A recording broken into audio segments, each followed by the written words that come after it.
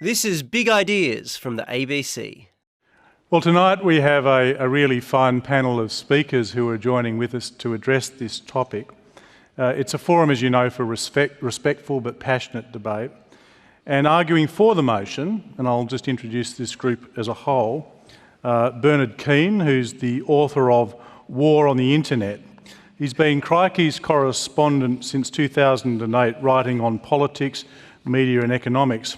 He's got a forthcoming book in November this year. I think a lot of people want to buy it for Christmas. It's called A Short History of Stupid, co-written with Helen Razor. He's joined by Katina Michael, Associate Professor in the School of Information Systems and Technology at the University of Wollongong. There she researches the socio-ethical implications of emerging technologies.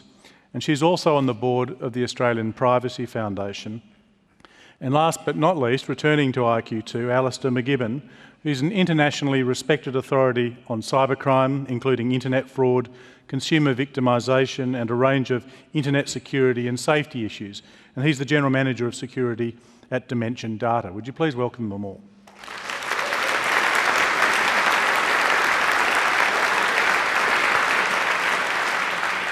Speaking against the motion is Anthony Lowenstein. He is a Sydney-based journalist, author and filmmaker, a weekly columnist for The Guardian, and his most recent book is Prophets of Doom, a play on words. It's prophets as in this kind. He's joined by Asher Wolf, an information activist, a journalist and an internaut. In 2012, she founded Crypto Party. It's a worldwide initiative teaching cryptographic tools across the planet for all who are interested. And last but not least is Peter Singer, Australia's most famous philosopher, best well known internationally after the publication of Animal Liberation in 1975, a book that truly changed the world. Since then he's written, co-authored, edited or co-edited more than 40 other books, and he's a Professor of Bioethics at Princeton University. Would you please welcome those speaking for the negative?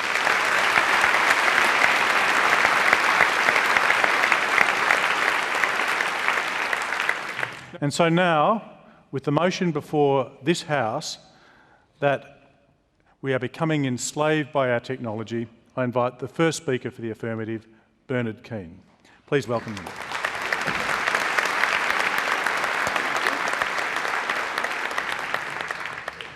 I thought he was going to leave the bell there, which would have given me ultimate control. Good evening, everyone. I think I know what some of you are thinking. And I think I know it without the benefit of seeing your metadata, and that is that the word enslaved is a very strong one. It's certainly an emotive term. It's a term laden with history and maybe not just history, maybe contemporary significance. And you may not be happy with the term enslaved. You may prefer another term, a term like controlled. And controlled is certainly a term that I'm happy with, because I think history shows us that technology does control us, it does shape us. We shape our tools and thereafter our tools shape us, said Marshall McLuhan, in probably the only readily intelligible statement that McLuhan ever actually made. And I think that's particularly true of communications technology, which shapes not just how we interact with each other, but the social and political structures that we build on that interaction, and even how our brains work while we're interacting with each other. And you can see this even if you know nothing of Marshall McLuhan's work. Go and Google impact of internet on brain and read what you find. And when you've finished reading what you find, close the tab and try and think about who you just read and where you read it. And of course, you don't need to remember that anymore, because Google has changed the way that we need to remember. All you've got to do is remember how to access that information, not what that information is.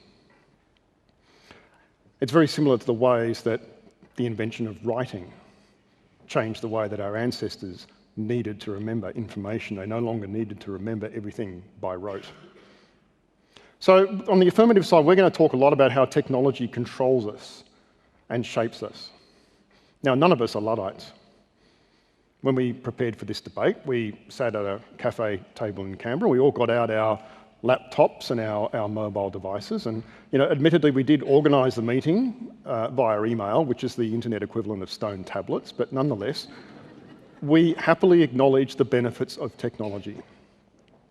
But we also think it's a good idea to step back from the blur of social media and the constant mobile device product cycle and reflect on what it's all doing to us and what it's all doing to our society. Because history also shows that new communications technologies are disruptive. They redistribute power, redistribute it between individuals and groups and communities and governments. New communications technologies always produce a conflict between individuals and groups and communities and governments as each strives to take advantage of the opportunities that new technology offers and to stave off the threats that new technology often offers. So, for example, the new technology of printing gave us humanism and the Reformation, but it also gave us much more centralised, much more powerful governments. It also gave us 50 Shades of Grey. The new technology of broadcasting gave us access to audio-visual information from around the world. But it also gave us problems like social atomisation and the rise of super powerful media companies. And it gave us the most horrific broadcasting product of all, The Bachelor. And right now, that same contest that we've seen played throughout history is being played out right now between governments and corporations and individuals and communities as a result of the internet. And at the moment, unfortunately, governments and corporations are winning and individuals and communities are losing. And I want to focus on one slightly topical example, and that is data retention. The proposal from our government to force ISPs and telcos to keep a record of our communications activities. Now, last week you probably all saw George Brandis, our first law officer, making a complete meal of the talking points that his intelligence agency and his police force had given him. And believe me, they're the agencies that are behind this. And there was a lot of focus on whether our browsing history would be included in data retention. And for me, that focus is a little bit misplaced. Because frankly, if you can't hide your browsing history from your ISP, you're not really trying. The real problem with data retention is this device, your mobile phone. Julian Assange has a wonderful line about how mobile phones are a surveillance device that enables you to make phone calls. And he's absolutely right. The mobile phone provides a wonderful guide to your location 24 hours a day, and it provides a wonderful guide to who you are and what you do, courtesy of how you use it. And our law enforcement and intelligence agencies want to make sure that they can get that through data retention. Now, it's all right, isn't it? I mean, if you've done nothing wrong, you've got nothing to hide. You don't need to worry, surely. I mean, some people actually say that. I'm always tempted to kind of go around to their houses and look through their front windows, because presumably they don't have curtains. They've got nothing to hide. Presumably they walk around naked, because you don't need to wear clothes if you've got nothing to hide. If you ask them how they are, they'd probably give you their full medical history complete with pathology reports. No, they've got nothing to hide. But the fact is, we all have something to hide, and we don't need to apologise for that. We all have a right to privacy. We all have a right to keep things that only our friends and families know about, or maybe not even them. But some of us have more to hide than others. If you're a whistleblower who wants to reveal corporate or government wrongdoing and not get punished, because that's what happens to whistleblowers, then you've got something to hide, and so you should, and you've got a right to keep it hidden.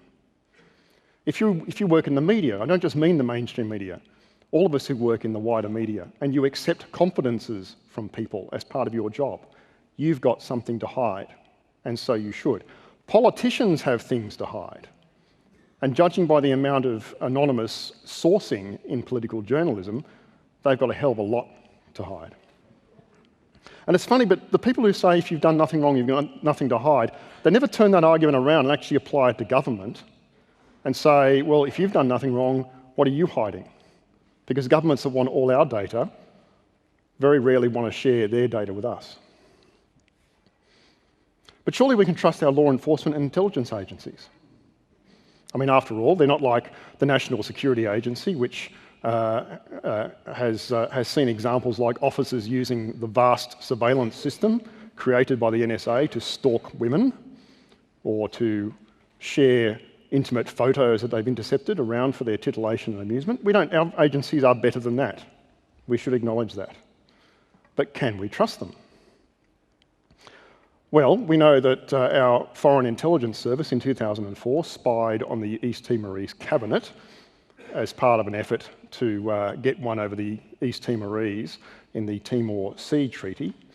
And they even used the cover of an aid program to do that. Stay classy, guys.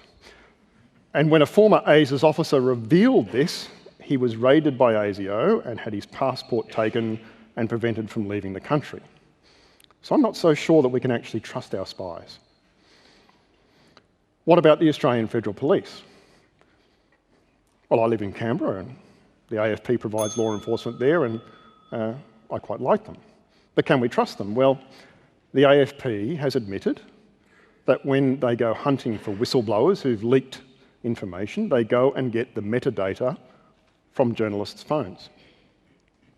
And not just from journalists' phones. They've gone and got metadata from the phones of politicians. They've admitted this in public. So if you're a whistleblower who wants to reveal wrongdoing by someone powerful, you can't ring a journalist or a politician without taking some risk. And data retention significantly increases that risk. The reason the governments want this data so badly is because they know how central these devices have become to our lives. They know that once they can access this data and analyse it, they know they'll be able to keep us under what amounts to permanent surveillance. And in a surveillance state, you don't need to impose slavery. In a surveillance state, we keep ourselves enslaved. Thank you.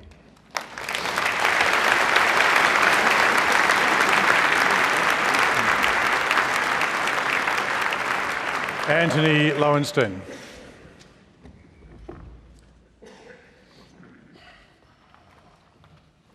Ladies and gentlemen,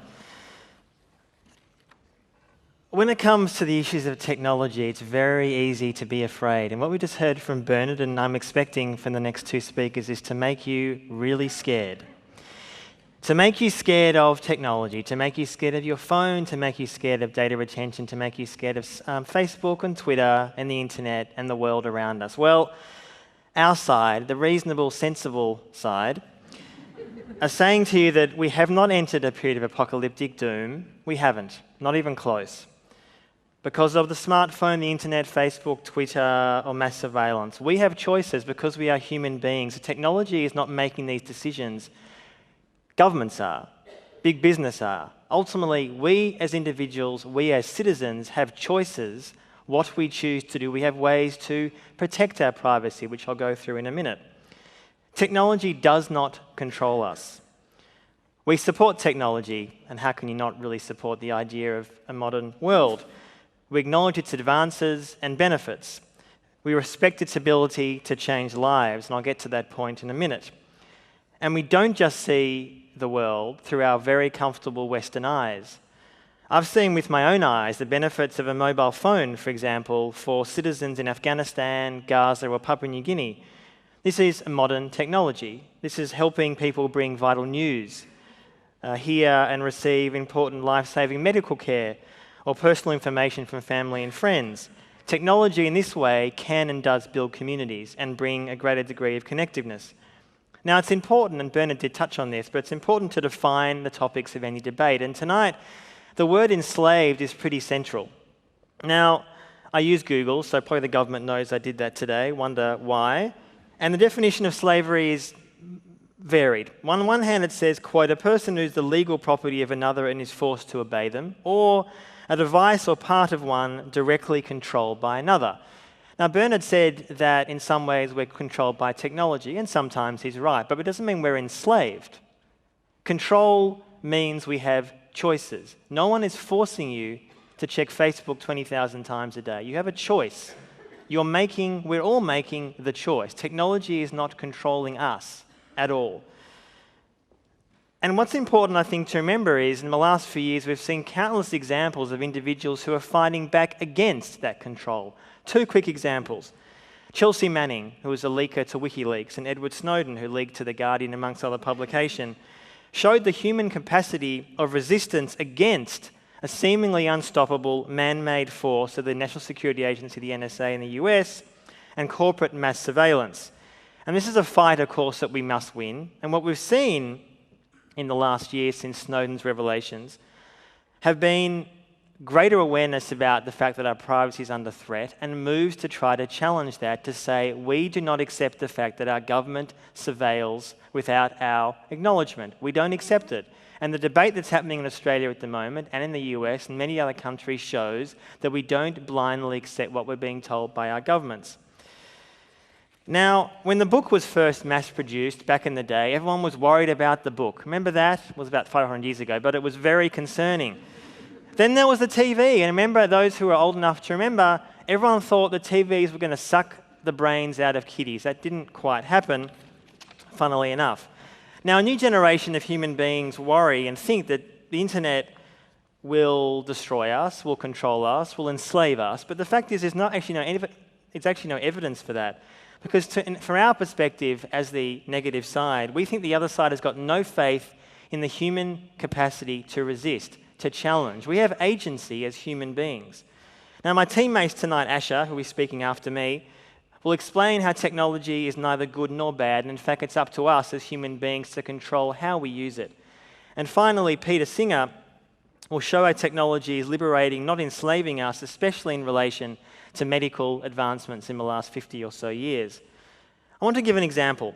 There was a headline in today's Guardian newspaper with this headline: "Blaming technology for self-harm is too easy." Writer Laurie Penny strongly argued that blaming the web for the explosion in youth self-harm is far too simplistic, and she wrote, quote, "Children aren't just using technology to watch violent porn and torment one another over their taste in tank tops and pop music. They're using technology to make friends, share information, build support networks, and learn things they aren't being taught in school hours," end quote. So blaming the internet for bullying, a practice that's occurred for centuries, is A, insane, and secondly, absolves adults, us, in any kind of responsibility in solving the problem. Removing the internet in this case ain't going to solve those problems. It's not going to make a school kid's life better in the schoolyard. And she concludes with this, and I quote, "What is required is not less technology, but more compassion. Adults created this world, but it's children who will have to grow up in it. And blaming the internet for their distress is not just a cop-out, it's deeply patronising," end quote. So we must resist this moral panic around technology, blaming human weakness for becoming addicted to Facebook or online games. We all crave connections with other human beings, and the internet, of course, has massively allowed that. Let's examine another invaluable technological advance in the last 30, 40 years: smallpox. It was a disease that killed 300 to 500 million people during the 20th century. It was painful, caused horrific scarring and death. With the work of doctors and medical progress such as vaccinations, the World Health Organization was able to declare the eradication of smallpox in 1979. It was a stunning technological advancement, the use of technology for ultimate good, and has benefited millions of people. Take HIV and AIDS. It was once a death sentence, and although it still remains a killer, obviously for many people, technology, education, and medicine has allowed millions of people to live with the disease. Now, one of the main challenges for that at the moment is social stigma, not technology, and this was movingly depicted. Some of you may have seen Q&A a few weeks ago about this. This is a human problem, not a technological one. Now, I spent the last years investigating the pernicious effect globally of corporations on the state, from detention centres to war and mining to aid and development. It's what I call vulture capitalism. And when the corporation becomes more powerful than the state, and Edward Snowden documents proves the ways in which the national security state in the US and elsewhere has been outsourced to largely unaccountable firms, this is a human failing, not a technological one. It's only why we can resist the attempt by governments to frighten us and give us our personal information for free. We have a choice, and to exercise that choice requires ingenuity and also resistance and also a degree of independence. Because despite the rhetoric, war isn't cleaner with drones, and whatever the hype, modern technology has not made mining less polluting in Papua New Guinea. 21st century knowledge does not necessarily make disaster aid more efficient in Haiti. Because bringing human rights to all citizens from the West to the rest requires a long and challenging struggle against tyranny.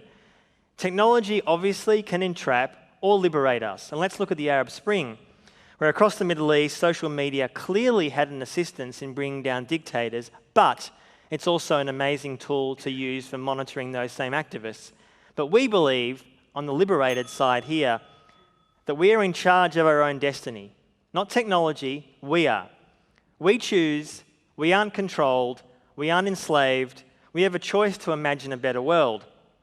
We have huge reasons to respect technology. It's advanced societies in so many ways. So for the last 150,000 generations, evolution has constructed our minds, brains and body to live in a world, only one world at the same time. Technology is now allowing us to experience multiple worlds. It's a challenge to stay sane amidst this rapid change, but we humans have the capability to remain independent thinkers and not enslaved by the very tools that have liberated so many people around the world. Thank you.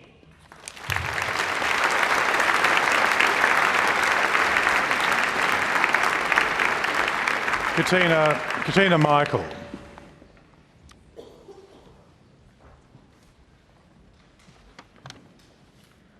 First, there was darkness, then came the light. And the darkness was called night, and was separated from the light, and that was called day. First came the knife, and then fire, shelter, spear and clothing, the boat and the wheel, and eventually the quill. First came the printing press, the steam engine, the spinning jenny, the telegraph, the photograph, the phonograph, and of course, analytical and differential engines, and the light bulb, and the television, industrial revolution, mass production, mass markets, automobiles, urbanization, mechanization, computerization, communications and electronic highways, mega cities as big as countries, mega problems. The solution? Why, the census, of course. Senseless surveillance. Sensor-rich big data, machine learning, an internet of everything, atomized bits and pieces of things and people, decorporalization, dehumanization. Creating because we can, wars and bombs, radical innovations, computational machinery, spy satellites, high-speed trains, drones, brain-to-computer interfaces, robots, hubots, artificial intelligence, brain in a vat. Let's see how far we can go. From inventing for survival, then for the shareholders, then for convenience, then for the sheer sake of inventing. It's called need. No, it's actually greed. No, it's called optimization and efficiency. No. It's called freedom and liberation. Smart grids, smart homes, smart meters, smart cars, smart people? Yes. Enslavement in disguise. This is the upgrade generation, the throwaway generation. Buy a new printer, it's cheaper and faster than getting a new toner for your old one. Leave it on a heap of scrap, of e-waste. It's somebody else's environmental problem. We're the consumption generation, soldering white goods for a few dollars each, impoverished workers' suicide, unable to cope with production demands. But that's over there, and we're over here. We're the all-you-can-eat fast food and frozen pizza generation, the genetically modified quantifiable generation, like the lifetime of DDT, persistence. We're the plastic generation. We can't be biodegradably broken down that easily. We're the do-it-yourselfer generation, equipped with 3D printers and electronic checkouts. We currently scan out our goods on our own, while they're all too busy scanning us. We're the always-on generation, mobile, social media, content, instant gratification, living in the cloud. We're the generation that witnesses cyberbullying and viral videos, and as a result, 13-year-olds who take their own life. We're the generation that hears about 3-month-old babies dying of dehydration while their parents raise the perfect online child. We're the generation where 30-somethings forget themselves at internet cafes and can't keep a 9-to-5 job. We're the generation that manufactures toxic toys for kids under 3. We're the generation that wirelessly broadcasts music that glorifies murder, rape, abuse. We are living in a locked-in syndrome, like the moth effect, positive phototaxis. Look for the light. It's blue. It's coming from over there. Let me go to it and see what it's about. Oh, I'm alive. Reaffirmation, I'm not alone. Well, I'm lonely, but at least I have 1,007 online Facebook friends following me. And I don't know most of them, but who cares? It gives me something to do. It's better than being bored. I'm coming to you, O screen, where art thou? Watch out. Don't get too close, because if you get too close, then you are no longer like the moth that is drawn to the light and then zap. R.I.P. It's too late. Hang on. All this technology, surely some good can come from it. In touch every second of every day, out of touch, however, physically. I text you, I love you, but I'm too tired and too scared to kiss you and embrace you and make love to you. This technology is desensitizing, it's seductive. Hang on, love. Just another email from the boss. The clock is ticking, but that thing is pinging. A voicemail, another email, yet another status update. Megabytes, mega work, mega nothingness. What a nightmare. The botnets are coming. Oh, another virus I've accidentally executed. Oh, I wonder why my supervisor hasn't replied yet. I wonder if they got my message, if they'll respond, if they hate me. Oh, I get so anxious these days. I cannot cope with all the traffic buzzing in my head. It's terrifying, really. Oops, I didn't mean to press send. Long hours behind the computer, burning backaches, fingers arthritic, red eyes from red alerts. I've got to get home. Mind meltdown, electronic slavery, technological treachery. Hang on, I'll just relax and play some Minecraft or StarCraft, or I wonder what's happening on World of Warcraft. Wow-wee. No one will notice if I'm using the boardroom to strategize for my second life. 17 windows open all at once. Why can't I concentrate like I used to? Why can't these new recruits pen something that makes sense? So many spelling errors, so much bad structure. I'll have to redo the work, but what's the time? Oh, she's on to me again. I should ignore her instant message, but I can't say no. Virtual hands, virtual death, respawn, virtual lust. I'd like to get it on with you. How old are you? Do you use Skype? Want to do some Google with me and let it hang out? Virtual sex, it's not real. Don't worry, everybody does it. It won't lead to anything. It doesn't mean anything. What the missus doesn't know won't hurt her. She cannot give me the same fix. The real is just so boring. The virtual is limitless. But why do I feel so damn guilty? I'm sure the police will never find out, just in case she's not 18. But anyway, it's just a game. Everything's a game these days. Even the trolls make light of it. But what if she's really a he? Oh, what have I got myself into? Augmented reality, digital glass, dark matter, dark space. Oh, this is too hard to fight against. I hate myself. I'm so addicted.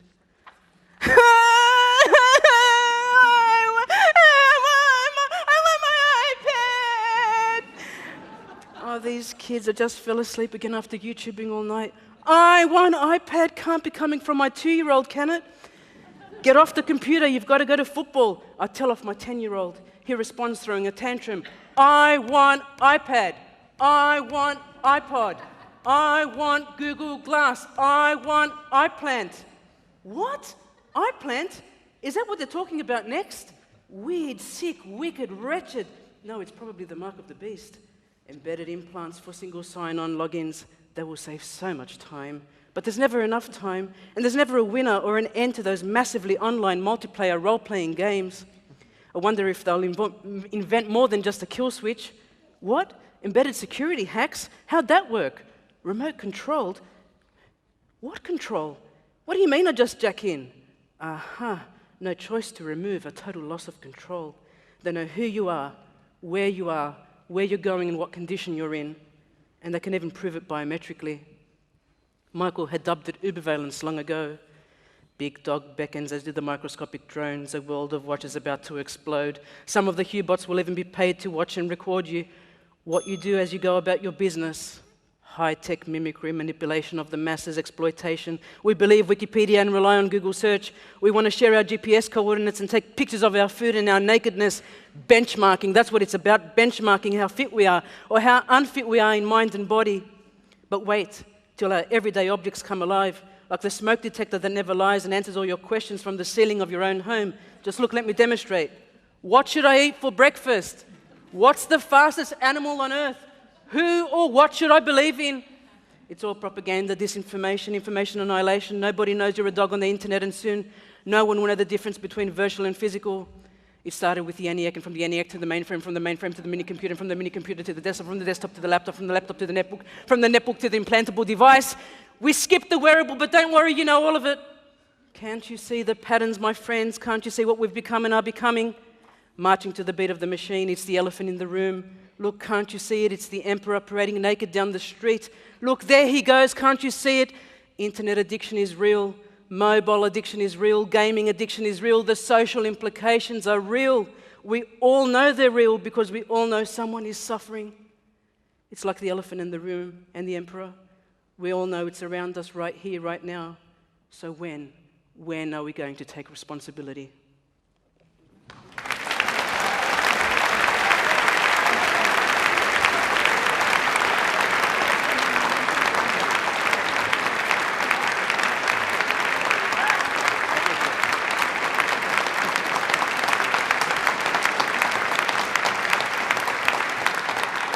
Please welcome Asher Wolf.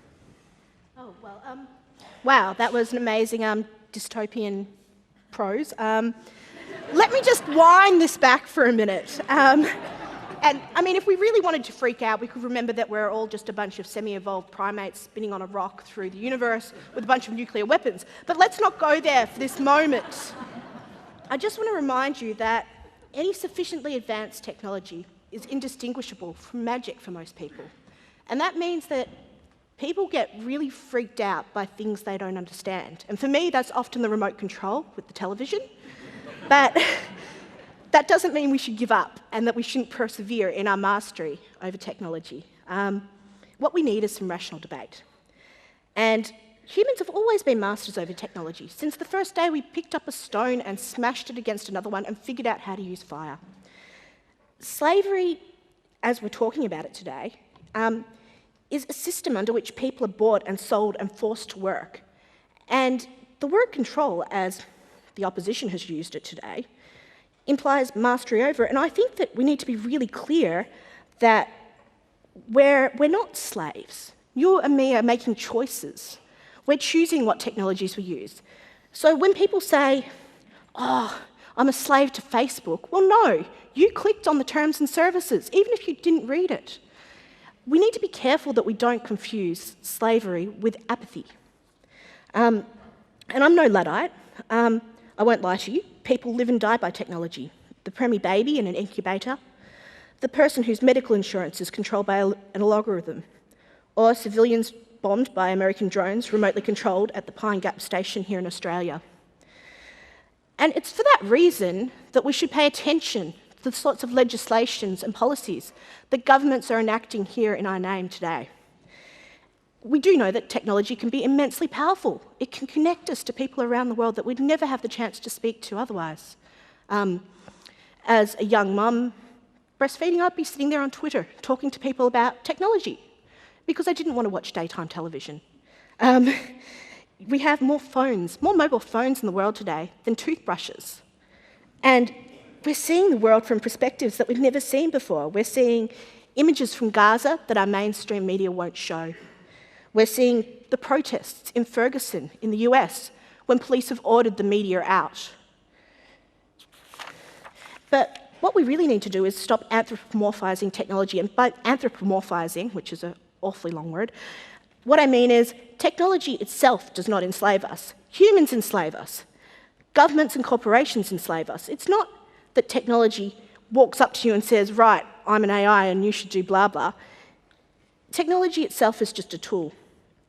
Just like a hammer isn't good or bad, It's an inanimate object, and we pick it up and we choose whether we're going to build a house with it or brain our next door neighbour with it. And computers rely on us to code them. Humans write the code, and all of that code is a form of speech. And if the way that we code tells our machines to place people in indentured servitude or behind bars or orders drones to bomb small children in Yemen or Pakistan, then it will do exactly that. Which brings me to my next point. People who do not understand technology, people who do not understand the internet, should not be allowed to govern us.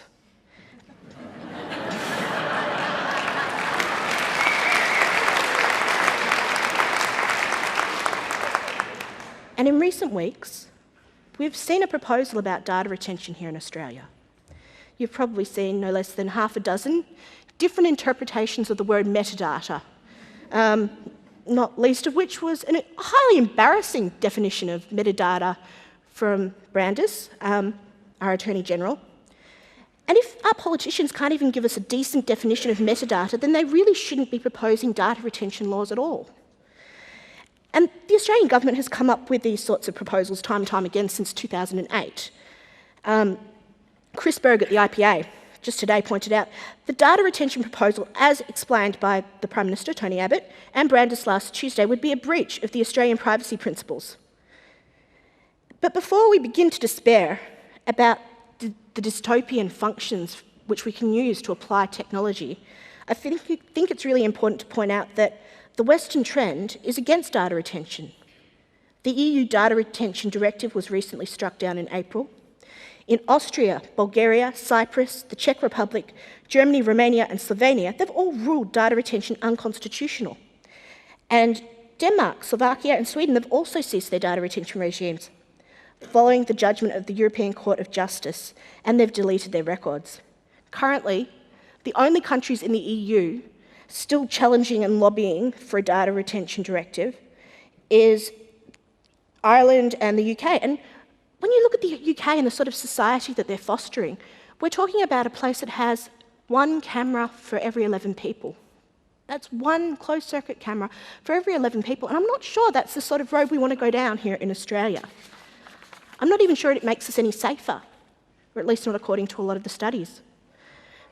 I think it's also important to point out that the engagement from ordinary people, along with journalists and whistleblowers, can have a huge impact on policy and legislative outcomes.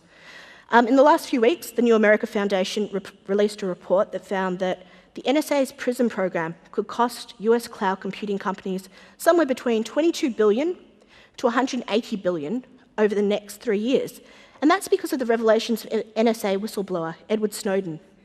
Basically, the technology companies are voting with their feet internationally, and they're saying, our customers won't work with us if our privacy is taken away from us, and we're not willing to work with the US anymore. Likewise, Philip Zimmermann, the creator of PGP email encryption software, recently spoke in Las Vegas at a hacker conference called DEF CON, and he really strongly asserted that though at times it may seem that intelligence agencies have the upper hand, that the abolition of slavery, the absolute monarchy, the achievement of civil rights movements around the world also once looked unlikely. And he argues that rapidly advancing publicly accessible encryption technology and a desire for privacy amongst the public will condemn the current surveillance state to a historical anachronism.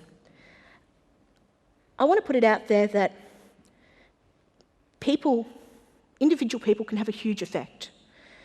When you look at Julian Assange, Sarah Harrison, Snowden, Chelsea Manning, Jeremy Hammond, Barrett Brown, all the others who've been locked up and exiled and imprisoned or persecuted for supporting freedom online, I believe that just like them, you are immensely powerful in your ability to speak up against policy and legislation that infringes upon liberty. And the price of liberty is eternal vigilance. That means that we demand transparency from our governments. It means that we get involved with how policy and legislation is developed.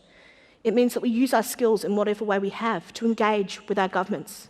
And that's what democracy means. It means being engaged. Hope is an incredibly powerful factor in human advancement.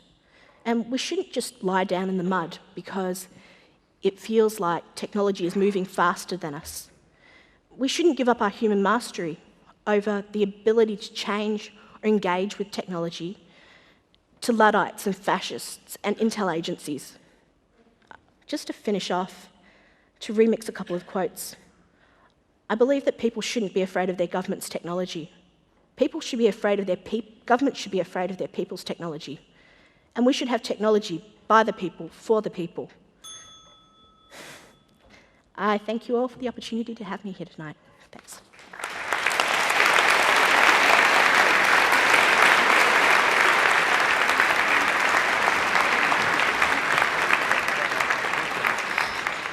Alistair McGibbon.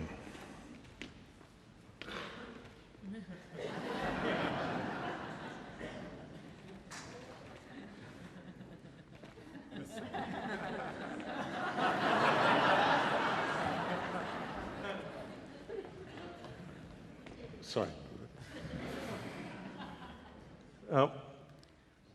Unless it's tweeted, does it actually happen? Today, ladies and gentlemen, this debate is about masters and servants. It is essentially, as Anthony said, about choice. We would argue it's about lack of choice. Somewhere during the 2001 A Space Odyssey, the immortal words of Hal were muttered. "I'm sorry, Dave. I'm afraid I can't let you do that." At some stage along the slippery slope between then and now, the balance has shifted from us, the Homo sapien, being in charge of the machines, to the machines guiding us, taking our choice, taking our liberty in many respects. Just because you can't see chains doesn't mean that we're not enslaved. It doesn't mean that we have freedom because you can't see chains. Tonight, really, we're talking about personal electronic devices. We're not talking about the technology of health that's extended life. We're not talking about the technologies that frankly gave us an awful lot of liberty and leisure. From the lawnmower to allow our large quarter-acre blocks to be well maintained, to the vacuum that allowed our larger houses to be properly cleaned, to the washing machine that liberated us from the copper, gave us leisure, gave us freedom, all good things. But somewhere along the way we lost that. Today we're stressed. Today our work-life balance is in tatters. Today we wake up cradling a beautiful piece of engineering and are bathed in the subtle blue light. We go to bed cradling the same thing. The addictive nature, the appliances that have stripped us from the basic skills that allowed humans to develop, and the infrastructure now that decides access to our work, access to our money, access to our identity. All of these things add up to removing choice from us. Who truly can sit through IQ2 tonight and not wonder what that buzzing is in our pocket?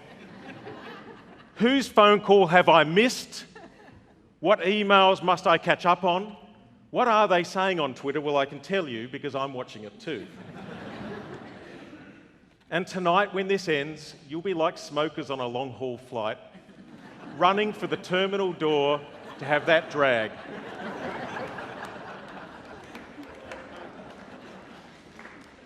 When you look at a bus stop, or you watch passengers on a train, or people sitting in an airport lounge, once times and places where people would talk and read the newspaper and read books, what do you see now? You see people practicing their Smurf berries, my son would like me to say that, making sure that they're not wilting on the vine. No choice there. I have to visit there regularly to tend to them. Apparently it's 1.5 hours or else they'll die. And the problem is with this is that we have no peace. We have no free thought. We have no rest. And without those things, we have no freedom. And with no freedom, we are slaves. You know, when surveys say that up to 10% of people with smartphones will interrupt sex, if only. And don't worry, under 25s do it more often. Well, probably in both senses of the word. 59% will check their smartphone while going to the bathroom. And if ever you've seen men at urinals, it's the last thing you need is any form of distraction. Pew will tell you that 2/3 of smartphone owners will be checking the device even if there's been no notification at all that there's been a call or a message. And that the average time between checking this device is 6.5 minutes, which means during the time I'm speaking, you'll be checking a device. We suffer addiction and withdrawal, and it's not just the kids, it's the adults as well. Intuitive interfaces, beautiful. They dumb it down for us. They've let us all think that we're tech users when really we're tech Luddites. Only a few people are in charge of this, the people that can actually code. They're the new literate people. They're the ones in control, them and their machines, not us. You walk into an Apple store where the uniform is there and the smile, and everyone's had a sip of the Kool-Aid and looks at the beautiful industrial devices. And because we put the word I in front of phone and I in front of everything else, we make it think it's about us, and it's not. It's more Maoist. It's more Maoist than hipster. And that's the reality. Now, Peter knows that technology has stripped us of our ethics when it comes to food. Industrialisation means that Australian kids and kids all around the world in industrialised countries don't know where food comes from because of the same technology this side is arguing has given us freedom. And yet it's taken it from millions of animals and from ourselves to choose healthy food. And now baby steps are taken to have schools, to have little kitchen gardens to teach kids where vegetables come from. And a generation ago, people knew that. That's technology. Are we slaves? The reality is that these things have affected us dramatically. Can you remember when you used to remember phone numbers? Do you remember when you could maintain a vehicle, change the oil in the filter instead of plugging it into a computer? Can you remember when we fixed technology, or in fact when it didn't break? All of these things are gone. I used to lament the fact when I'd get into a taxi and give an address to a taxi driver, and they'd plug it into a GPS, and now that's the norm. I used to work for a tech company in Silicon Valley. Well, there you go, we're not all Luddites. And I was going to my boss's house for dinner. And he got into his car and he plugged in an address, and I said, I thought we were going to your house. And he said, well, we are.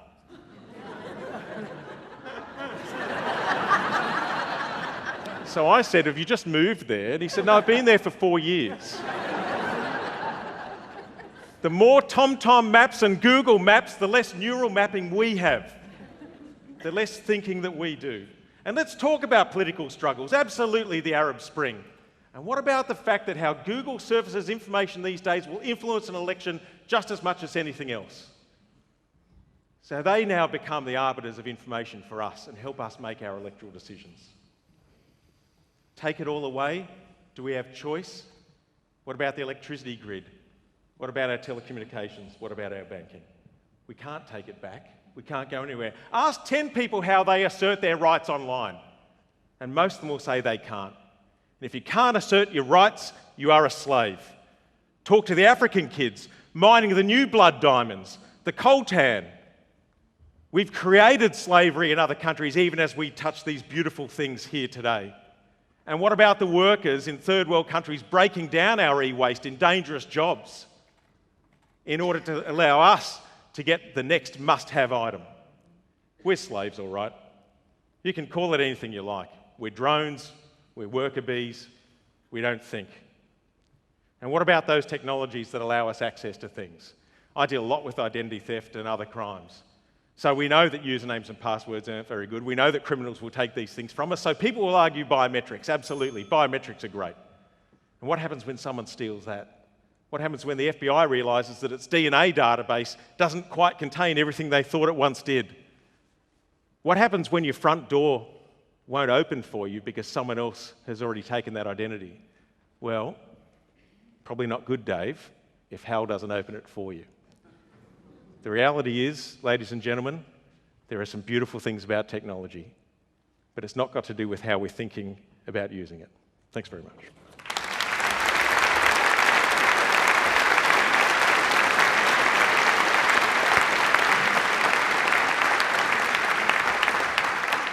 Peter Singer.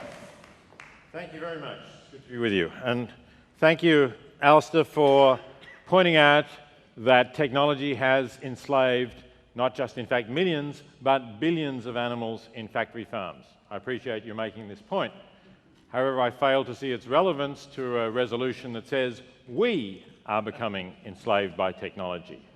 If we were debating whether animals are enslaved, I might be on the other side.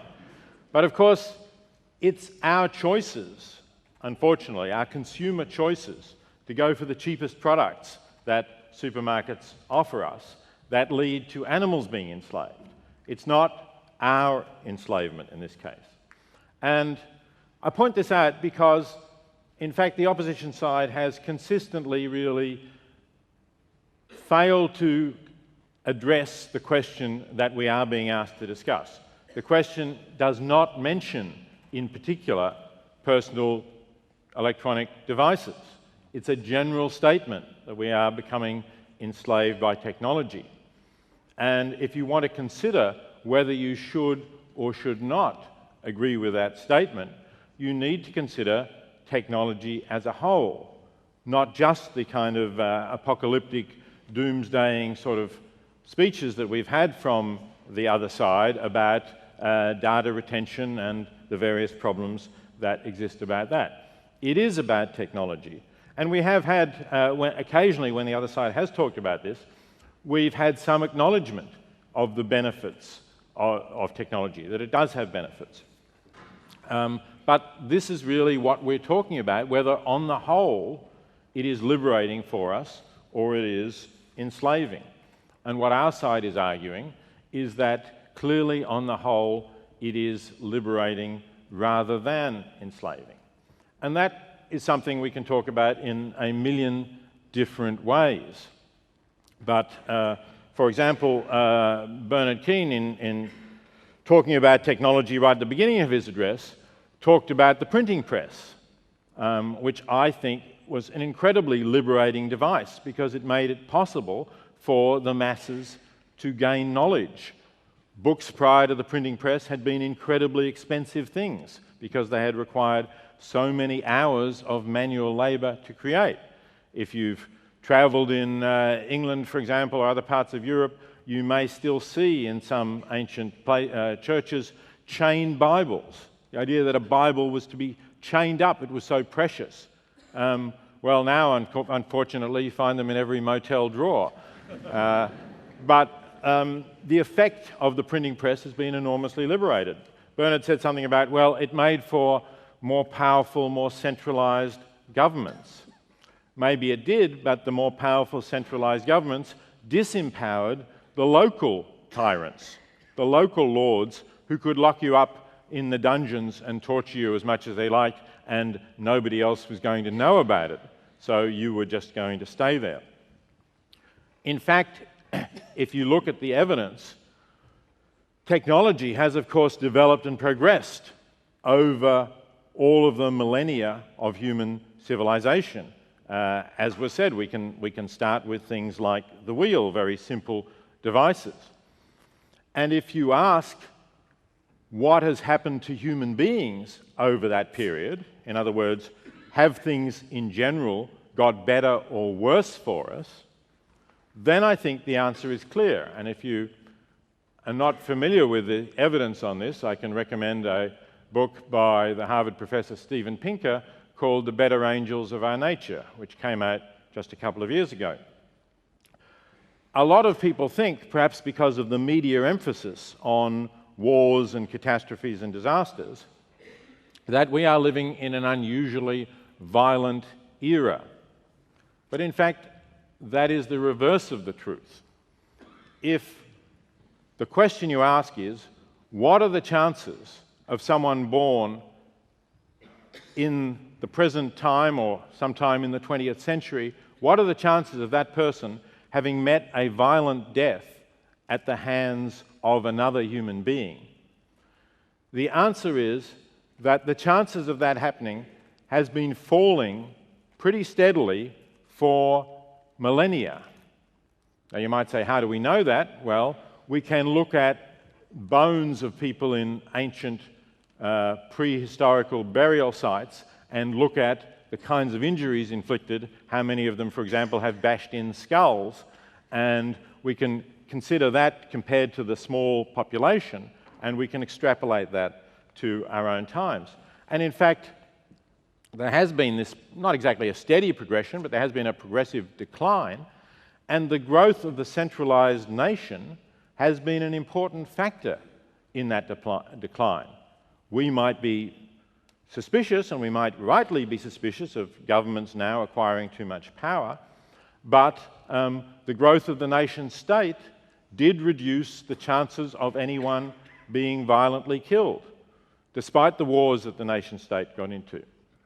Despite the catastrophes in the 20th century, you might say, well, the 20th century is surely an exception with the two world wars and the Holocaust and so on. No, that's actually not so, although definitely it has those terrible peaks. If you take the 20th century as a whole, the chances of people being violently killed, of any individual being violently killed, were still lower than they were in what seems to be the relatively peaceful 19th century, and so on progressively backwards. And if you look at the latter half of the 20th century in particular, things have fortunately got better still in this period when technology has become more important and more dominant. So Anthony already mentioned the eradication of smallpox as an example of technological progress. Let's put this in context. Smallpox was eradicated in around 1977. Up to that time, or go back a few years, between 1.5 and 3 million people were dying of smallpox every year, a pretty horrible death. So the eradication of smallpox has saved the lives of between 60 and 120 million people. Then you might say, well, what about all these wars that technology has made possible with better weapons? Everybody has Kalashnikovs now, or missiles that shoot down planes, and doesn't that outweigh it? Well, you can add up the deaths in wars since the eradication of smallpox in the 1970s. You can include, if you like, the genocide in Cambodia, which is actually a couple of years earlier. You can include the two wars in the Congo, which have killed more than the other more publicized wars that we've read about in Iraq and Afghanistan, or recently in the Middle East. It comes to about 12 million. So it's between 1/10 and 1/5 of the number of people whose lives have been saved by the eradication of smallpox alone. Just that one example of the application of technology. And of course, you could multiply that in many other ways. You could multiply that with technology in reducing infant mortality in children under 5, which according to UNICEF has fallen from about 20 million in 1990 to 6.6 million now, despite the fact that the world's population is increasing. So there are so many ways in which it's been liberating, and I am looking forward to a lot more, I have to say. I'm looking forward to all kinds of technology. Of course, I already enjoy many of them. It's wonderfully liberating for me, travelling back and forth between the United States and Australia, that I can carry my library around here. I can carry a huge collection of books and articles without having to lug a heavy suitcase. That in itself is a greatly liberating factor. But I'm looking forward to more. I think we should embrace this. As I get older, I realise, looking at how my parents were, that I'm not going to be a very safe driver for all that much longer. So I'm really looking forward to the Google car, the self-drive car. I can just dial it up and I can say, I just want to go from here to there. It's going to be fantastic. And I think we ought to embrace all of these kinds of technologies and say technology is immensely liberating.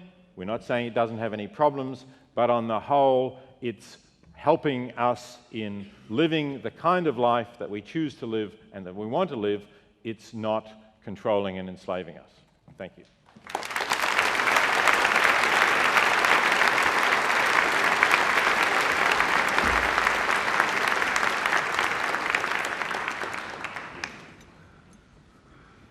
Well, thank you to all of our speakers, and in a moment we're going to move to the floor debate. But before we do, let me just remind you of what the motion before the House is. Thanks, Ray.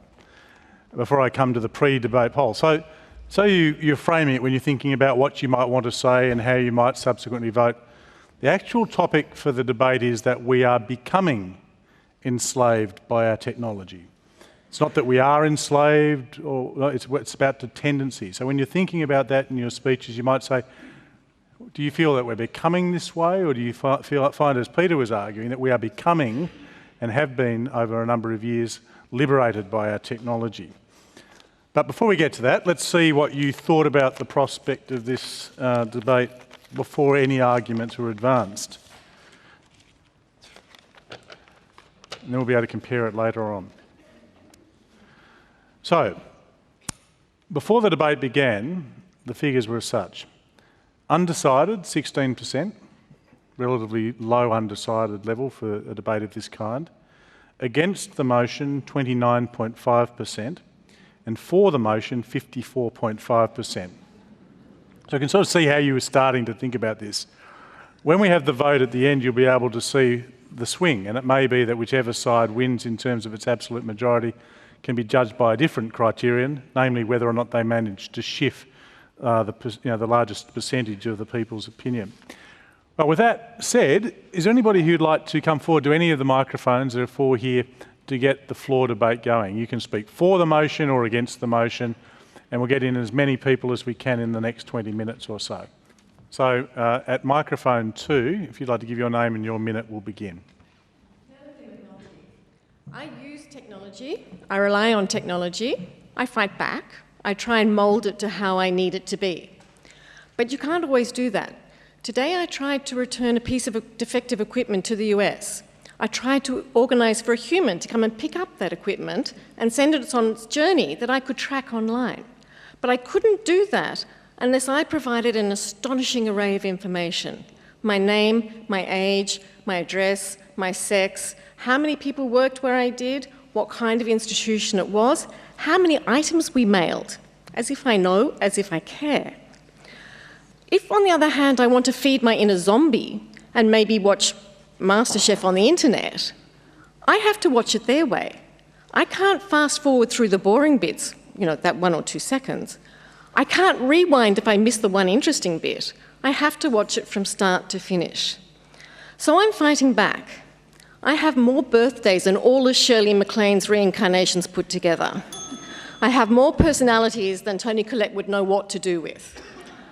But if we can't choose how much information we provide, perhaps we're not becoming enslaved by technology, but technology is enslaving us. Okay, thank you. And please feel free to applaud the speakers from the floor. We'll go down to microphone 1. Your name, please.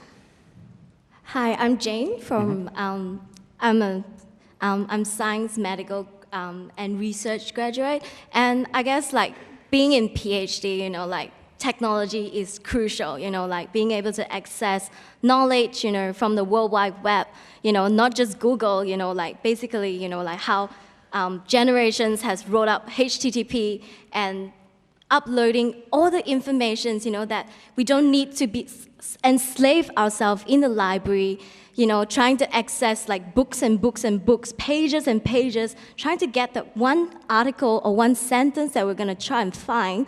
I think technology has really empowered us to be able to build knowledge and, learn from previous mistakes, that generations have made, in the World War and even in that, medical science, even in the advancements of ethics, how we have realized that, the unethical things that's been done to humans in the World War, and now how with that technology, it helps to actually, increase the standard of living of people and, even animal protection. And one of the things that I wanted to say is basically, it's so irresponsible of people blaming technology and not actually, having that responsible of, of the choice that you make. It's just like murderer, or any criminals that blames Thank you.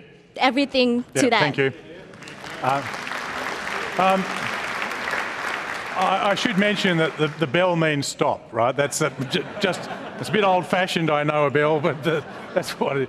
Look, before we go on, I'm going to come here. I think it was Jane who was just speaking there. Her view was following in a sense the same viewpoint that Peter had made about he's got his whole library in his laptop. He's no longer shackled to his Bible, chained to the whatever it is. Isn't this actually a pretty compelling case for liberation? Katina, do you... Wonderful comment from the audience and from yourself, Simon. I think it's a great question. If I become more preoccupied with the technical nature of what I'm doing and less with the outcome, I'm worried about the wrong thing. So yes, I have all the information in the world, but how much knowledge do I have and how much wisdom do I have? Very briefly, we go to the GP today, and what happens? They ask you, how are you? They make eye contact, and then you lose them. Hang on, I'm here, and I'm hurting just there. Actually, we've got a problem. Okay. Anthony, I don't know if you want to follow up with the first comment, which was along the lines really that, yes, I might be free, but the technology is so shaping me in what I do that I'm even forced to invent birthdays, multiple identities, and all the other things. And how can you really say that that's a free choice in that sense if it's been driving me so hard just to do the basic things I might elect to do? I suppose the way that I would respond to that is that our side is not arguing, and none of us have argued today, that there aren't issues sometimes with the way that we use and abuse technology. That's almost a given. There are, there is, there will continue to be so. But one of the things I think that's important to mention is that there are countless choices, and as we become more aware of the potential pitfalls of technology, not least the loss of privacy, there is resistance to that. There is a challenge to that. You have, as I said, countless individuals who are speaking out in the last few years. I named some of them before, Chelsea Manning, Edward Snowden, amongst others, who are whistleblowers with a point to say to us, there is the risk that a surveillance, in their case, a surveillance or war machine will envelop us. That is a risk. Of course that's a risk. It always has been a risk, but it's becoming more of a risk. The choice that we have as human beings, despite what the other side are trying to portray, and the other side really are trying to say, don't leave your house and stay under the bed. I mean, there is just this crazy, and don't use the phone or the computer or a bicycle or anything, and just be really scared. And I'm sometimes scared too, and I just get over it. And I think ultimately what we're saying is that there are risks with technology. Of course there are, but what we're arguing is are we or are we becoming enslaved? In fact, as the three of us have said in many ways, and I should also just finish on this point, are arguing that we shouldn't also see it solely in our own eyes. That in the last 30 years with, as Peter rightly said, medical advances and others, in vast parts of the world, technology has undeniably brought medical advance, much more knowledge and communication. It's an undeniable fact. Putting aside the West, most of the world is not us. Most of the world is not the West. Most of the world are places and people that haven't often got the chances that we have. And technology has its issues, but it has undeniably brought advances and benefits. Okay, look, at the risk of the fact that you may have verbaled the other side, because they may... Did you just want to get there? A tiny bit. Yeah, because I want to get up to the floor. Oh, no. I've got used to acknowledge the upside. Let's go up to microphone 3 and we'll get a few more comments from the floor. Yes. My name's Graham Constantine. I work in IT, so I'm pro-technology. I wanted to talk about addiction in children to computer games. If the topic tonight is we're becoming enslaved, then perhaps it's our younger generation that are at most risk at this point. And I wanted to open that to the panellists to discuss that, focusing on how we can sort of best provide our children with the resources not to get enslaved and not to get affected by this. Thanks. And I'm right in thinking that although you're in favour of technology, you're concerned about that possibility. Is that right? That's correct, yeah. Okay, thanks. Let's go across to microphone 4. Coincides quite with the comment I was going to make. Thank you. My name is Grace Frankie. I'm currently a university student at the University of Sydney Uni. I'm studying arts and law. I think that the only people who are enslaved by technology, or think they are those who fear it. The only people who fear it are those who don't understand it. Contrary to the opinion that like young people don't understand technology and are being enslaved by it by our own ignorance, I think the fact that we are growing up with technology and know so much about it is in fact a tool to our own benefit. Technology is ultimately created to make society more effective and to allow us to function to the best ability we can. The fact that we understand it means we can exploit technology to its full use, as opposed to being afraid of it and being unable to control it and thus becoming enslaved by it. Thank you. Thank you. Let's keep going with a few more from the floor, down to microphone 2. Hi, my name's James Jansen. I'm the leader of the Future Party, which is a new political party. We're very excited about technology. I think that technology's been a great liberator, and someone else who thinks technology is great is Elon Musk. He's the founder of PayPal and the CEO of SpaceX and Tesla Motors. He's been tweeting recently that he thinks that strong artificial intelligence is as dangerous as nuclear weapons. In fact, he invested in AI company Vicarious to keep an eye on AI technology. Do you think that the possibility of AI technology enslaving us is a possibility, or possibly eradicating us completely? Or do you think that the good technology will win in the end? Okay, let's pause there. That's a great question. Thank you very much. So this is coming from a person... Yeah, please. Peter, or Asher maybe, this is coming from a person who's founded a party called the Future Party. He's pro-technology. He's following up on Elon Musk. And I read too today about his concerns about artificial intelligence taking on a life of its own and being a risk. So the question he's asking is this a reasonable fear? Either one of you, or both? Well, since we're approaching peak Skynet here with this particular question, I just want to, once again, wind back the fear factor and remind people that generally there's an on and off switch. And before we reach that place, we hope that there'll be debate. And like this, we're not going to just let things roll through. One of the great things that I see is people really engaged with debate around how we use technology. We're not just apathetic users. When we hear people talk about addiction and technology, I think we need to be really careful in making comparisons between addiction and slavery. I think that with technology, just as my grandparents used to say, look, we only read books between 6 o'clock at night and 8 o'clock after dinner because we have to work during the rest of the day and we need to sleep. In the same way, I tell my son, you can use the iPad for 20 minutes and then it's going off and you're going to bed and you're having a bath and you're getting up for breakfast in the morning. And I say this as somebody who's a massive social media user. I've tweeted hundreds of thousands of times over the last few years. But at some point, I had to make a decision how I used technology. And one of those choices I made was that I sleep 8 hours a night. Because otherwise, we don't function as a society. I don't function as an individual. I think a lot of this technology is taking time for people to develop new ways of engaging. So I wouldn't be just pushing back on the idea that we're going to fall into ways of acting. I think there'll be an adjustment period to whatever technology we approach, and that existing standards, especially around privacy, are something that we want to maintain, not change because of technology. We don't want to have a situation where somebody says, oh, look, I have a drone. It can fly overhead, so therefore I can take pictures through your window. We want to look at existing privacy standards where you don't walk up to somebody's window and take a photograph.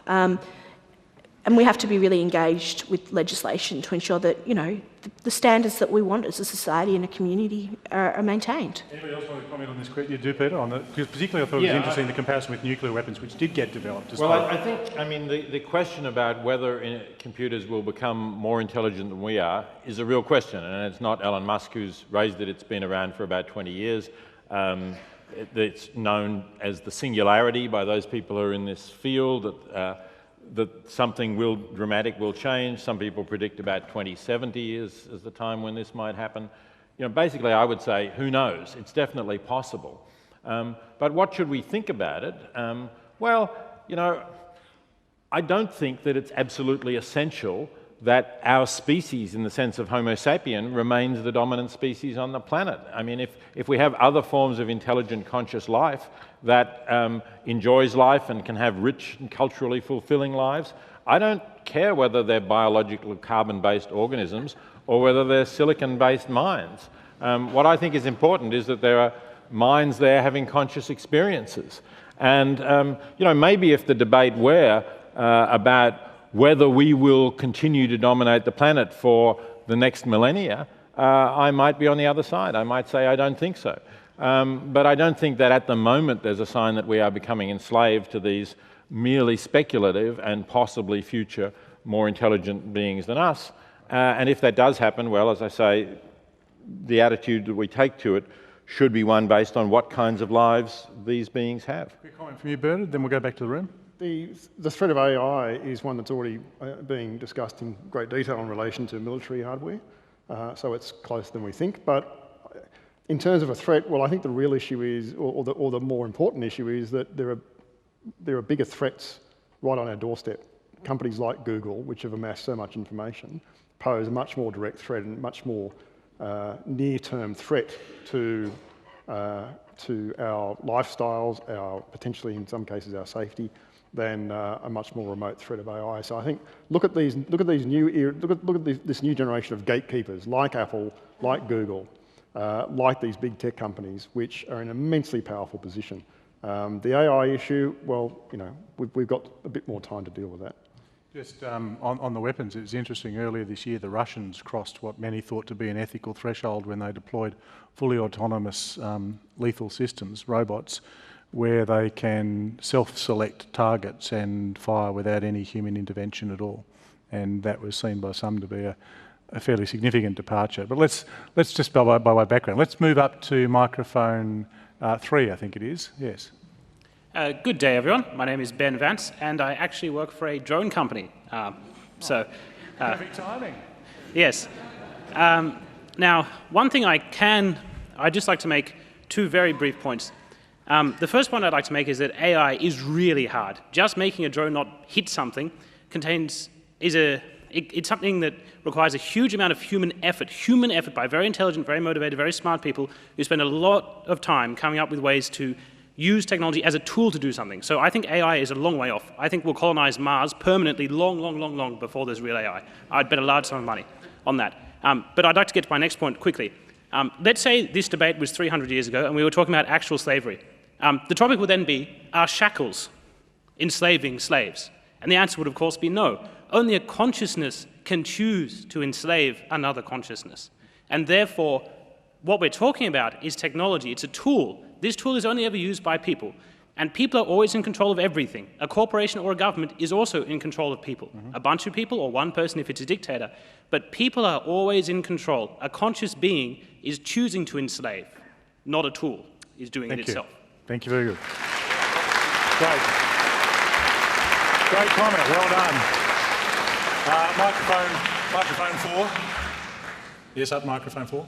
Hi, my name's Remy. I'm also a Sydney law student. It seems to me as if like a big sort of essential part of this idea that we're not being enslaved by technology is that we have like a strong and independent press so that we can talk about issues like drones or like metadata or privacy. And yet it seems like the press is sort of squandering that opportunity by some outlets not talking about these issues or dressing them up in sort of a clickbaity headline and not really sort of talking about issues that matter. Is that not hugely problematic in the years to come? Thank you. Role of the press. We'll keep going around and get a few more people because there's a lot wanting to speak. Microphone 2, please. My name's Janine. I'm a psychotherapist. It was a great relief to hear somebody mention children. I assume the we in the question refers to human beings, not just adults, but children. Neuroscience makes it very clear that not only adult but developing brains are plastic, changed and shaped by experience. I can't quote figures of the time the average child spends in interacting with technology, but experience with other human beings is very different from that with technology. It shapes or fails to shape our skill in relationships. It shapes, or fails to shape, our experience and skill in types of creative thought. Becoming changed? Becoming enslaved? Yes. Thank you. We'll try and squeeze in one more round. Please make a note of these things because I won't remember them all, and we'll use them in response. But I want to get as many people as possible. Microphone one, your minute. Hi, I'm Cameron, study physics at UTS. So, along the lines of that last comment, if our interaction with technology that we have designed is changing the way that our brains work in a way that we didn't necessarily intend when designing that technology, because these are unintentional changes for the most part. These are things we have discovered after the fact. If that's occurring, then maybe the argument is sound that we're becoming enslaved not by the devices, but maybe by our interactions and the way that those interactions change the networks that make up our neural processes. Oh, and I want to say one more thing, because it seems to me that a good slave is happy and healthy, but also very predictable. So if your technology is increasing your standard of living, and maybe or on the other hand, if it's driving you insane, maybe it's not enslaving you. Maybe it's making you less comfortable with your situation. Thank you. I'll stick with your first point. Fascinating issue as to whether or not, if the unintended consequences, because they're slow. Okay, now I'm going to have time for 4 more speakers only. If you're not one of that 4, I'll see how I go. Microphone 3. 1 minute or less. Thank you. Yeah, look, my name's Dr. Philip Tam, and by amazing and happy coincidence, I'm actually a child psychiatrist, so I was about to, this follows Nick's, and I think that comment from the psychotherapist. It's all planned. Yes, no, it was planned.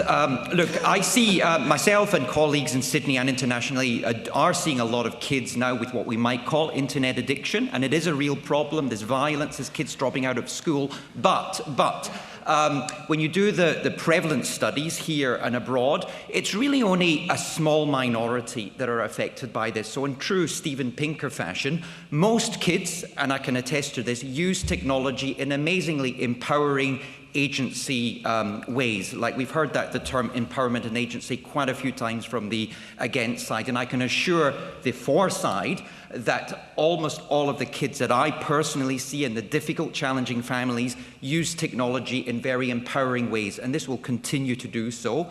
And internet addiction can be treated. It's a behavior, and we need to embrace technology in better ways. Thank you. Microphone 4. G'day, Al from Coogee, and I guess I'm a bit of a technophobe, so I'd like to give a shout out to Nokia.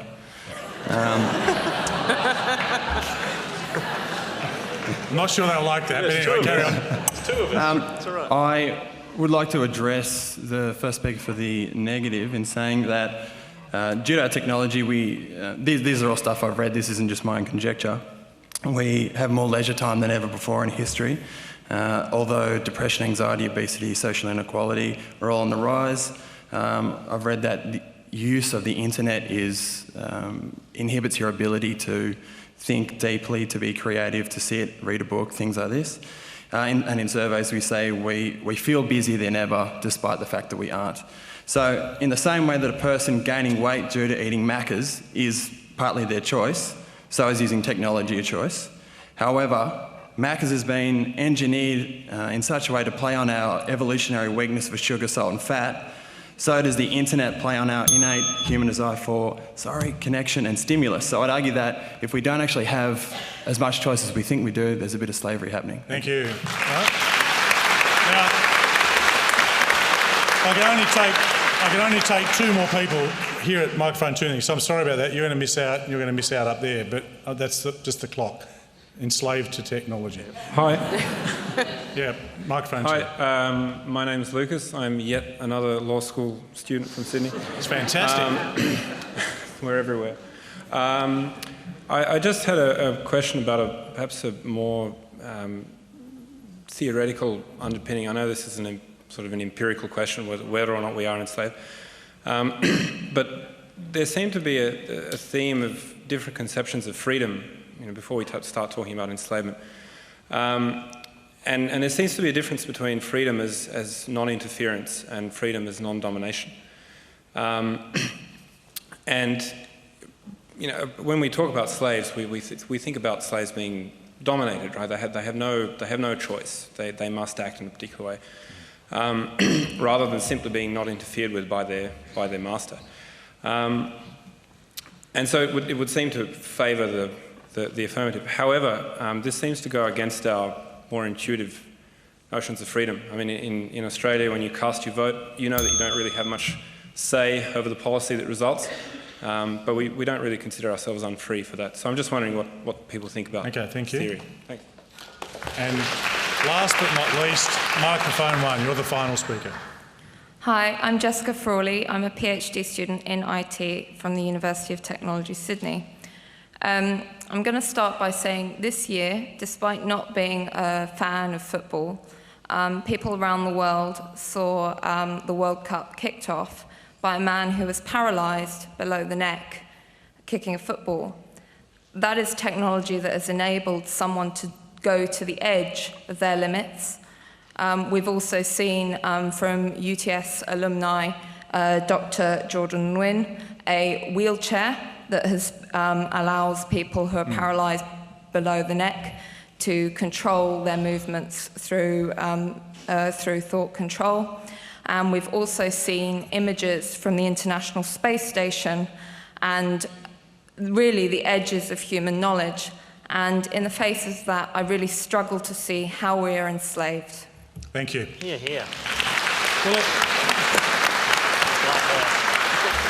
I'm going to ask our panel to do something incredibly difficult, which is, I'm going to take you in order. You can pick any of these points, and there's some tremendous ones for both sides that have been made, ranging from observations about the health of children, the risk of, because of neuroplasticity, them being shaped by this, the unintended consequences of technology, and if we're getting more than we bargained for, which was the physicist was making, is that controlling us? Questions about the nature of freedom itself. Is it about direct control or interference? And a celebration of the liberation. Now, the way we're going to do it is this is not a perfect way to do it by any means, but we will be caught with time.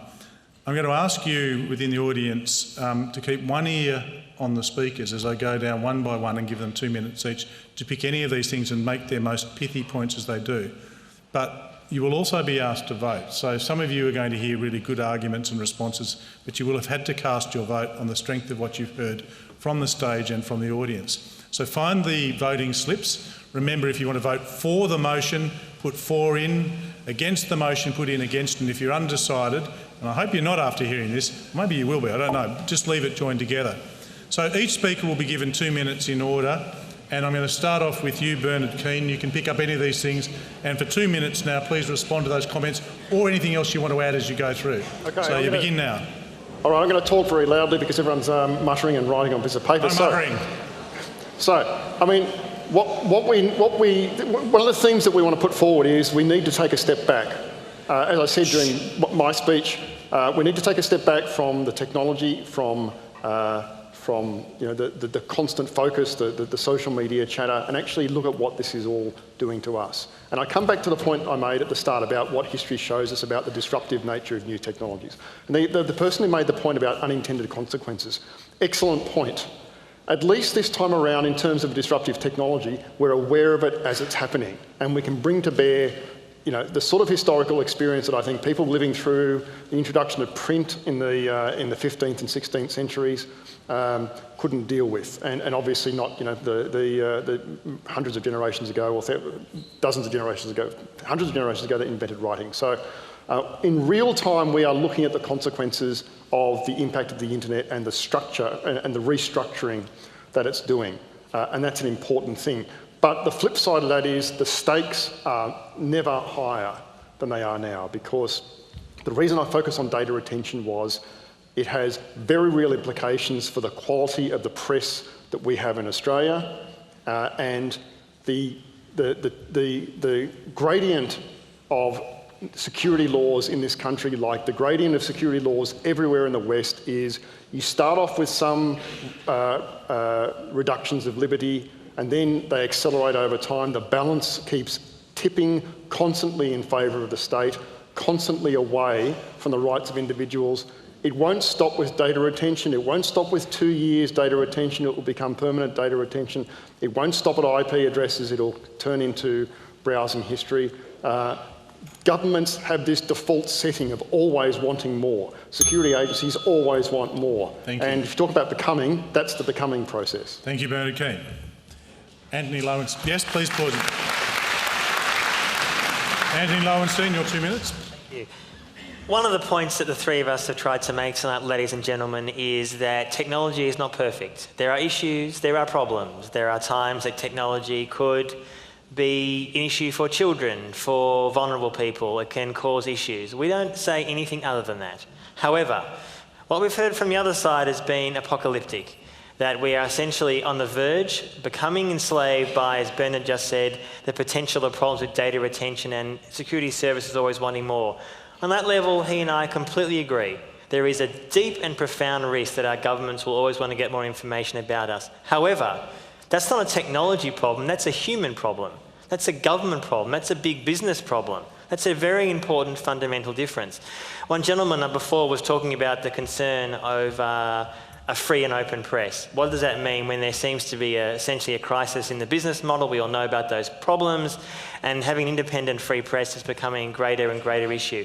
Absolutely true. How do you find a viable business model with new technology? No one has a simple answer to that. So many news organisations are trying, some succeed and some fail. That's a human issue. Technology has caused the disruption, as Bernard said, that's absolutely correct. But humans have the ability to solve this problem. We surely are not saying, ladies and gentlemen, in 2014, that we cannot find a way to have a viable independent press. We are not surely saying that in the modern world, technology has not caused massive advances that the three of us have talked about. When we look at a historical arc in the last 1,000 years alone, think about the major, massive, undeniable advances in terms of medicine, health, communication, transport, technology has provided. Technology ain't perfect because humans are not perfect. That's the point. And we have the ability to change that for the better. Thank you. Thank you. Bettina Michael. To the question, are we becoming enslaved? I say no, we're not becoming enslaved because we're already deeply enslaved. And instead of saying stop, we keep asking for more. But more surveillance does not equate to transparency. More information does not give us knowledge and wisdom. Dear Techno-God, thank you for the loyalty cards, for the barcode, smart cards, spy chips, e-passports, for the 16 likes I got yesterday and 3 retweets, and for the CCTV cameras in every street, for the 167 iTunes apps I downloaded and never used, but they track me, for the gift of metadata and for data retention regimes, for the electronic gulags we are building, enslave us even more so we can fulfill the algorithm. Oh yes, and how about that permanent delete feature you keep promising? Ladies and gentlemen, does this make sense? Have we forgotten what it means to be free? I never told you to switch off your computer completely, to give away your dishwasher, your washing machine, your day job, or to stop talking to your friend, your neighbour, to stop using email. I'm asking you to get real. Go home and have a look in the mirror. Have a good look at your eyes. Are they sunken, like you've been wearing an Oculus Rift? Do you get my drift? Think for a change, just don't do. Who am I? Who have I become? Who have we become? Switch off those devices. Stop. Think. Open your eyes. Reclaim your life, your kids, your spouse, your friends. Go outside and feel the chill and see the natural sunlight. You are alive, but the technology is dead. Your heart is beating, but the batteries are forever dying. Do we really wish to be the ones that breathe life into the machine? What will be the consequences of this Homo electricus we're building? The predators will become the prey. We will become victims of our own creations. Yes, yes, driverless cars. But who's at the helm steering? Out of control, out of this world. Do you think we won't be harmed? We just can't keep throwing technology at technological problems. Domino effect, parabolic trajectories. What goes up must come down. Forget the singularity. Where has all the precious time gone? Sucked into vectors of nothingness. I ask you reflect, to ask the questions like, why am I here? What's my calling? It's to embrace, it's to look up, it's to be human once again. Thank you.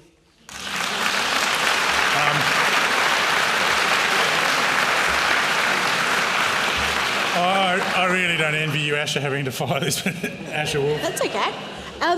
Since we're talking about the singularity and the Internet of Things, the fact that the computer in your washing machine can catch a virus and malfunction doesn't mean you're enslaved. It means that you bought a crummy model from a crummy company that doesn't have any virus protection on it.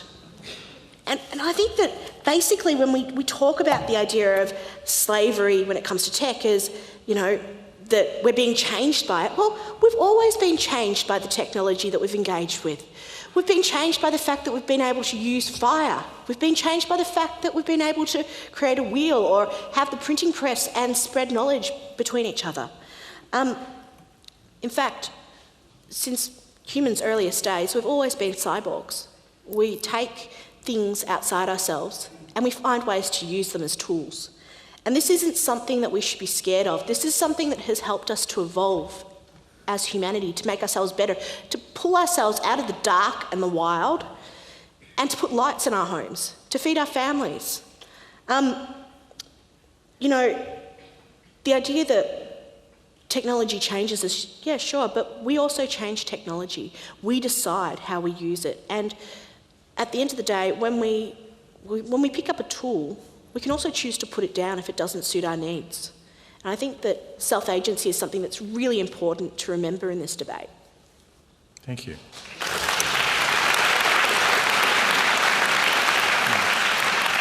Alistair McGibbon, your 2 minutes.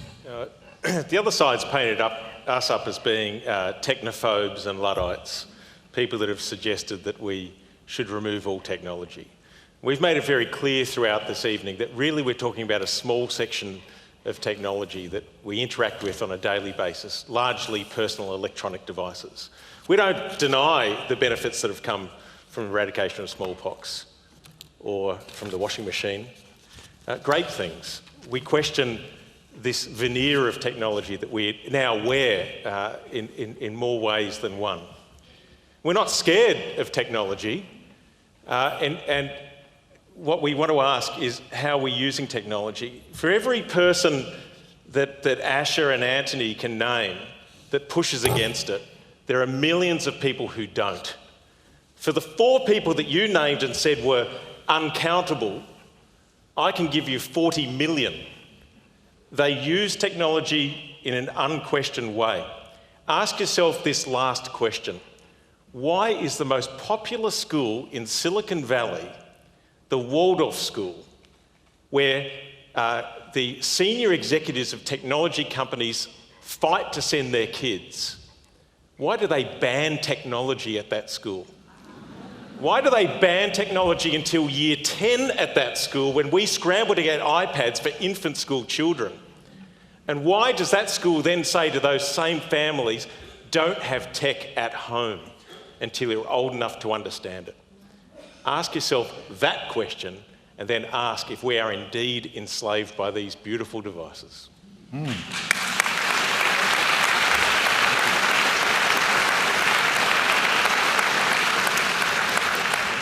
Peter Singer.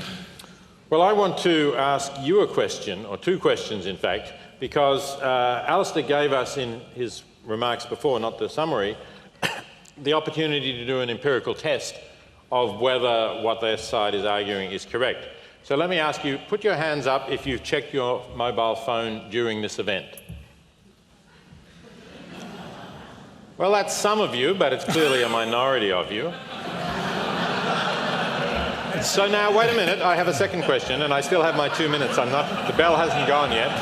You wouldn't want to do too close a count, Peter. The rest of you who did not put up your hands, how many of you are suffering withdrawal symptoms from the fact that you have not checked your phones? Well, that is a tiny minority of those of you who did not check your phones. So I think what this clearly shows is that the majority of us are able to choose. We don't check our phones during these events, and we don't really care about it. So the world that the opposition was painting, I guess that Katina most vividly portrayed, is really not a world that we all live in. You know, you may live in that world. I'm very sorry for you if you do, Katina, but I certainly don't. And we have the choice of whether to live in those worlds or not. Thank you. Hey.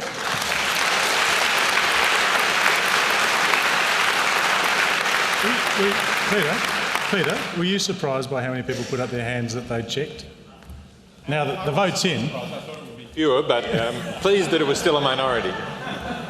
Look, before I give you the results and let us all head off, courtesy of technology, to our other lives, I just want to thank some people.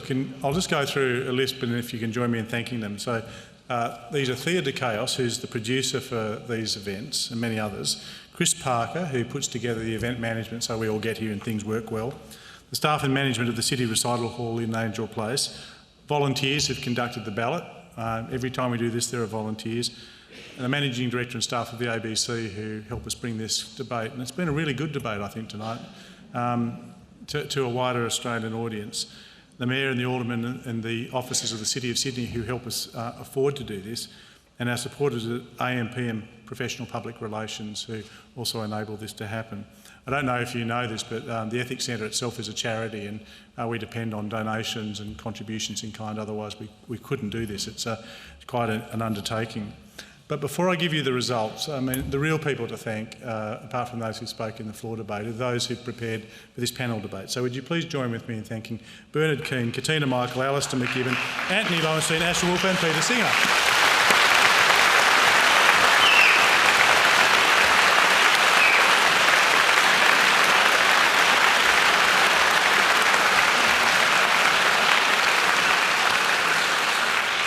Oh wow, this is pretty interesting. No, this is really good. I love it when this happens. So the topic that we were debating tonight before the House was that we are becoming enslaved by our technology. And you may recall that there were 16% of people who were undecided before the debate. That's now reduced to just 5%. But it's what's happened in the interim to the other sides. No, it's quite amazing. You'll go wow too. So, for the debate, with 46% of the vote, but against the debate, 49%. Yeah, ooh. It had been 29.5%. So both declaring the debate lost and the biggest swing, it goes to the negative. Please.